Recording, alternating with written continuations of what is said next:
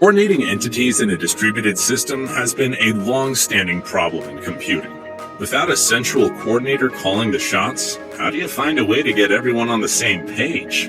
This is the Byzantine general's problem, in which, in order to avoid catastrophic failure of a system, the system's actors must communicate with each other and agree on a single truth. Some of these actors may be unreliable. This dilemma is very applicable in computer science. Systems that can overcome the problem are said to be Byzantine fault tolerant.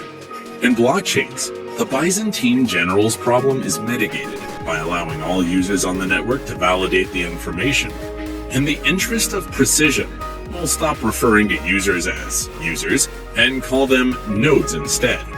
In the decentralized environment we're trying to create, nodes don't, or at least shouldn't, trust their peers. You never know which one could turn malicious, or whether they're unknowingly passing you false information. To combat the spread of false information, we use a blockchain to sequence the messages as they appear. If nodes want to submit a message, which in our case is a block, then they need to put in some work to prove that they're serious. This is the logic behind proof of work, a type of consensus mechanism allowing nodes to coordinate in a distributed setting. Such mechanisms ensure that all agents in the system can agree on a single truth, even if some agents fail. In proof of work, hashing is used, as we've discussed before. What we didn't mention is that there's a specific hash that nodes need to find. They hash the contents of the block they want to broadcast to the network and hope the hash matches the parameters set out by the blockchain. Remember that our block must also include the hash of the previous block, so it can only be created after the most recent one. In proof-of-work systems, it's often incredibly difficult to calculate a valid hash.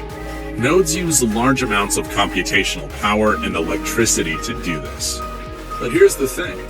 Once they do find one, they send the block around the network. Anyone can easily check that it's valid and hasn't been edited, because they only need to hash it once to see whether it produces a correct hash. They'll check all of the information inside the block too, whether it was built on a previous block and whether the transactions are authentic. This dynamic, expensive to produce, cheap to verify, is some of the game theory that makes blockchain systems viable. You'll be out of pocket if you produce an invalid block, as the other nodes will immediately reject it. Proof of work was the first consensus mechanism to surface and remains important. This process of using proof of work to solve a block is called mining, and nodes that participate in mining are called miners. We call them miners because they're working to extract a reward from the protocol. Despite proof of work's strength for preventing system abuses with a high level of security, it has some limitations.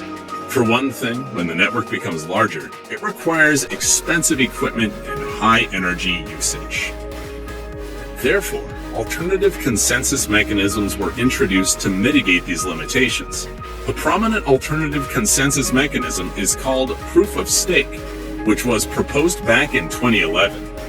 Proof-of-stake mechanisms use a pseudo-random election process to select validators from a group of nodes. The validators hold and stake the native cryptocurrency of the blockchain in order to validate transactions. Staking refers to the act of validators committing funds to the blockchain network. The locked funds will then act as collateral, meaning malicious validators will most likely lose their stake and be kicked out. On the other hand, honest validators will be rewarded as new blocks are produced. Generally, the more coins are staked, the more likely you get to validate a new block and receive rewards. Beside proof of work and proof of stake, there are other alternative consensus mechanisms. Delegated proof of stake and hybrid PoW PoS are two examples. To sum up, consensus mechanisms are critical to allow distributed systems to work together and stay secure. And proof of work and proof of stake are two dominant mechanisms.